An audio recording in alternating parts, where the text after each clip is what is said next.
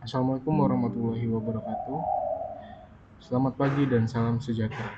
Pada kesempatan kali ini, dengan acara Seminar Nasional Fakultas Teknologi Informasi Universitas Budi Luhur tahun 2025. Puluhan.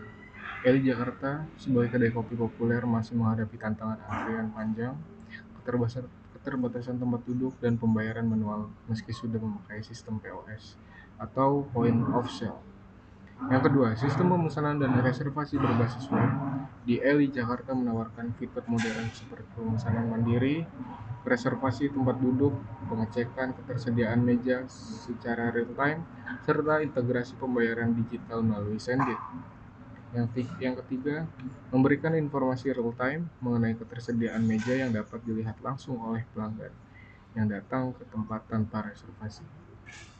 Pada metode penelitian, yang pertama, mengidentifikasi masalah menggunakan fishbone diagram.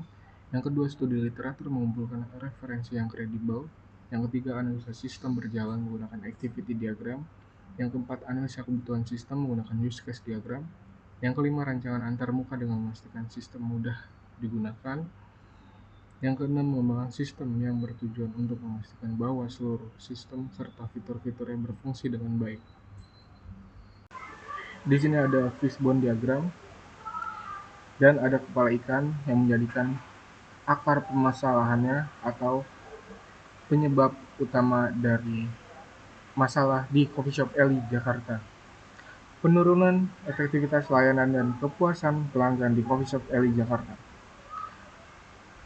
Pada proses, data yang terlewat atau lupa kalau ada aktivitas reservasi.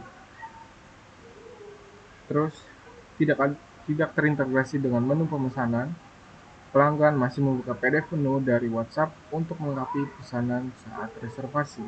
Price, pelanggan tidak memiliki kepastian harga, harga tidak up to date, biaya langganan sistem POS mahal, langganan sistem kasir berbasis subscription, sistem kasir saat ini tidak full picture, add-on berbayar tidak sesuai anggaran, place, pelanggan harus mencari kursi yang kosong, tidak adanya sistem manajemen tempat duduk yang real time, yang dimana pelanggan masih bingung untuk mencari kursi yang kosong. Performance, pembayaran hanya bisa melalui kasir yang mengakibatkan antrian panjang. People, kesalahan dalam proses transaksi, kelalaian barista dalam menginput menu pesanan pelanggan. Metode yang digunakan dalam penelitian kali ini ialah metode Agile Development, yang dimana Agile Development mempunyai rincian-rincian untuk melakukan pengembangan dalam suatu sistem. Ada plan, design, developer, test, deploy, review, dan launch. Baik di sini ada use case dari master data dan juga laporan.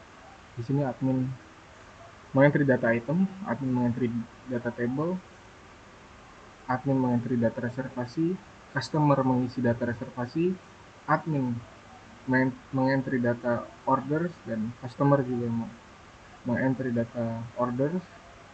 Yang di laporan, admin mencetak laporan data item, owner juga bisa mencetak laporan data item, admin mencetak laporan data table, owner juga mencetak laporan data table, admin mencetak laporan data reservasi, owner bisa mencetak atau mengunduh laporan data reservasi, admin mengentry data orders, owner mengentry data orders. Proses bisnis usulan, yang dimana kita mempunyai activity diagram untuk proses reservasi.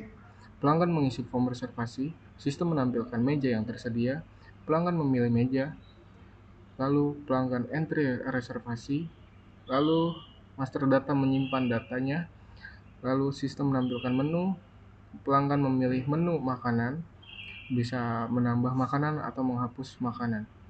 Lalu pelanggan mengupdate keranjang menampilkan list pesanan, dan pelanggan melakukan proses checkout atau pembayaran. Proses bisnis usulan mempunyai activity diagram, proses scan, QR, order.